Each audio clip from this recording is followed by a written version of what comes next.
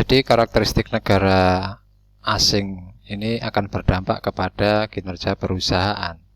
Budaya misalkan, budaya setiap negara memiliki karakteristik yang bermacam-macam. Ini akan dapat berpengaruh kepada kinerja perusahaan. Sistem ekonomi. Secara keseluruhan, sistem ekonomi di dunia itu dibagi menjadi 3 sistem ekonomi, yaitu kapitalisme, komunisme, dan sosialisme. Kapitalisme itu mengakui adanya kepemilikan pribadi atas bisnis. Artinya pemerintah menjamin kebebasan untuk melakukan bisnis, untuk dimiliki secara oleh swasta lah begitu. Banyak perusahaan swasta yang ada pada negara-negara yang menganut sistem kapitalisme ini. Meskipun juga ada kelemahan-kelemahan yang ada di dalamnya. Silakan Anda pelajari lebih jauh tentang hal ini. Kemudian komunisme. Kalau komunisme ini kepemilikan sebuah bisnis, khususnya terutama pada bisnis yang menyangkut hajat hidup orang banyak, itu ditentukan oleh pemerintah. Sangat jarang perusahaan swasta yang dikelola dimiliki oleh swasta lah begitu. Kebanyakan perusahaan itu diatur secara ketat oleh pemerintah. Bahkan perencanaan sebuah bisnis pun juga ditentukan oleh pemerintah. Itu pada suatu sistem ekonomi yang menganut komunisme. Berikutnya adalah sistem ekonomi sosialisme. Ini mengandung ciri-ciri dari kapitalisme dan komunisme. Ada sebagian perusahaan yang dikendalikan oleh pemerintah, namun pemerintah juga masih membuka peluang kepada usaha-usaha swasta pada sektor-sektor tertentu. Jadi sistem ekonomi ini akan berdampak kepada kinerja perusahaan secara umum. Bahkan di situ yang perlu diperhatikan pada sistem ekonomi adalah adanya isu-isu privatisasi, di mana perusahaan-perusahaan tertentu yang katakanlah dapat dikelola oleh swasta, maka didorong untuk dikelola oleh swasta. Ini adalah privatisasi. Di samping itu, setiap negara memiliki kondisi ekonomi yang juga bermacam-macam, baik pertumbuhan ekonominya maupun sensitivitas kondisi ekonomi terhadap kondisi ekonomi luar negeri. Terutama pada negara-negara yang sangat bergantung kepada ekonomi negara yang lain. Itu akan berdampak kepada kinerja bisnis. Yang keempat adalah nilai tukar mata uang. Nilai tukar ini bisa bersifat fluktuatif di antara satu negara dengan negara yang lain. Ada negara yang nilai tukar mata uang asingnya itu relatif stabil, tapi banyak pula negara yang lain yang nilai tukar mata uang asingnya itu relatif fluktuatif sekali. Nah, ini berdampak kepada kinerja perusahaan. Berikutnya adalah risiko politik dan regulasi. Ada risiko politik yang berdampak negatif kepada bisnis gitu ya. Krisis politik misalkan yang banyak terjadi di negara-negara Eropa Timur, Amerika Latin atau Timur Tengah misalnya. Itu adalah negara-negara yang penuh risiko jika dimasuki untuk berbisnis di negara-negara yang memiliki krisis politik. Nah, jadi termasuk satu negara yang memiliki kebijakan-kebijakan yang mengatur atas perusahaan asing yang masuk di negaranya. Ini juga perlu diperhatikan. Nah, perusahaan yang rentan terhadap masalah politik antar dua pemerintah ini maksudnya adalah ada sebuah perusahaan yang berasal dari negara Amerika katakan. Dia harus tunduk dengan aturan yang ada di Amerika.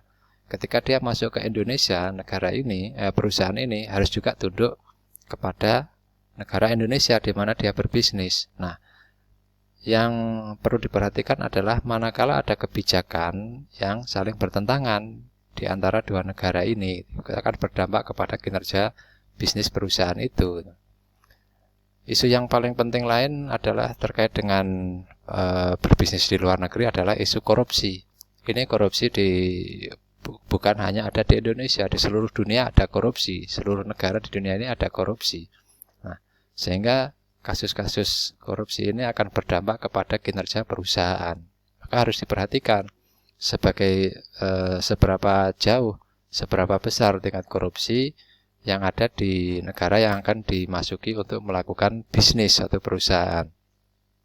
Termasuk juga regulasi-regulasi yang mengatur bisnis di sebuah negara. Itu adalah beberapa hal yang harus diperhatikan ketika sebuah perusahaan ingin berbisnis di luar negeri. Nah, isu yang lain yang tidak kalah penting adalah nilai tukar.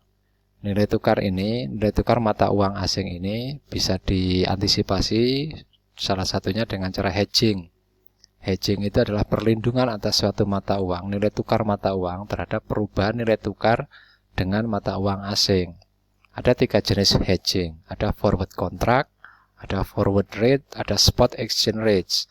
Forward contract itu jika suatu kontrak untuk menentukan nilai mata uang asing terhadap mata uang domestik ya ditetapkan atas dasar nilai tukar pada masa yang akan datang. Bisnis sekarang, katakanlah nilainya 1 miliar rupiah gitu, mau berbisnis ke Malaysia katakan gitu. Ketika dihitung nilai tukar dolarnya yang disepakati antara perusahaan Indonesia dengan Malaysia itu berapa, nah itu akan ditentukan pada, kalau misalkan mau dibayar 3 bulan lagi, maka ditentukan nilai tukar 3 bulan lagi itu berapa dolar gitu ya. Kemudian ada forward rate. Forward rate ini biasanya nilai tukar yang ditentukan oleh bank pada masa depan. Kalau bank menentukan misalkan 3 bulan lagi nilai tukarnya sekian begitu, nah berarti perusahaan ini harus tunduk dengan apa yang ditentukan oleh bank gitu, bukan atas kesepakatan antar dua perusahaan yang berbisnis tadi itu gitu. Juga ada spot exchange rate. Spot exchange rate ini adalah nilai tukar yang berlaku pada saat transaksi dilakukan ya, jadi tidak ditentukan pada masa depan. Misalkan 3 bulan lagi ya, berarti yang 3 bulan lagi ketika transaksi itu dilakukan, berapa nilai tukar yang terjadi saat itu namanya spot exchange rate. Nah, itu adalah beberapa isu yang terkait dengan memasuki pasar luar negeri. Nah, bagaimana sebenarnya dampak exchange rate tadi itu terhadap tingkat persaingan dengan perusahaan luar negeri. Ini ada sebuah ilustrasi digambarkan seperti ini. Katakanlah sama-sama menjual TV ya, perusahaan Amerika dan perusahaan Jepang. Ya, jadi pasar Amerika katakan begitu, perusahaan Amerika ini menjual TV di Amerika dengan tingkat nilai dolar. Artinya nilai tukar antara dolar dengan yen ini kan pasti lebih tinggi dibanding di antara mereka ya. Jadi kalau katakanlah harga TV dengan dinilai dolar, katakan 1 unit TV harganya adalah $100 misalkan begitu ya. Ini bukan harga yang pasti, Pak Yaya hanya kira-kira saja. Katakanlah harga TV 1 unit TV harganya $100. Tapi karena harga yen lebih murah, maka perusahaan Jepang ini bisa jadi menjual TV di Amerika itu katakanlah $75 Amerika Serikat gitu. Nah, sehingga harga TV dari Jepang dengan barangkali kualitas yang sama dengan merek Amerika mungkin akan lebih murah gitu kan.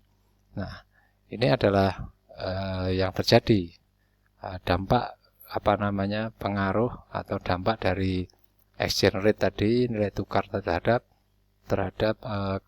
persaingan usaha antara perusahaan Jepang dan perusahaan Amerika di pasar Amerika gitu ya. Jadi bisa jadi di situ ketika nilai mata uang Jepangnya terdepresiasi terhadap dolar, bisa jadi para peritel, para pedagang di Amerika itu akan membeli TV dari Jepang karena harganya lebih murah dibandingkan dengan Amerika gitu. Namun sebaliknya, jika jika nilai dolar terapresiasi ya terhadap dolar, maka bisa jadi perusahaan Amerika bisa jadi para pedagang di Amerika itu akan lebih suka membeli TV dari Amerika karena harga nilai yennya naik gitu ya. Sehingga kalau membeli TV dari Jepang pasti harganya akan lebih mahal dibandingkan dengan TV yang ada di Amerika sendiri gitu. Jadi itu adalah beberapa dampak dari nilai tukar tadi. Oleh karena itu nilai tukar menjadi dipertimbangkan untuk melakukan perdagangan internasional. Contoh lain misalnya, kenapa kok tadi dikatakan pasar luar negeri itu lebih menarik? Karena contoh, ada banyak UKM di Indonesia, apakah produk Indonesia tidak bisa laku di luar negeri karena kalah teknologi? Bukan hanya begitu, teknologi bukan berarti teknologi yang kaitannya dengan mesin atau robot gitu ya. Tapi teknologi katakanlah hasil kerajinan tangan misalkan. Hasil kerajinan tangan di Indonesia itu lebih unik dibandingkan hasil kerajinan tangan yang ada di Amerika atau dimanapun. Nah, sehingga Indonesia masih punya keunggulan kompetitif untuk produk-produk kerajinan tangan. Batik misalkan juga memiliki keunggulan kompetitif dibandingkan dengan motif-motif kain yang ada di tempat lain, di negara-negara lain. Sehingga kita Indonesia masih bisa melakukan perdagangan, ekspor, atau barangkali melakukan lisensi atau yang lain berdagang dengan luar negeri terkait dengan produk-produk yang memang memiliki keunggulan kompetitif dibandingkan dengan produk-produk yang ada di tempat lain. Itu barangkali beberapa hal terkait dengan perekonomian yang perlu dipertimbangkan karena perekonomian ini akan berdampak kepada kinerja bisnis secara keseluruhan.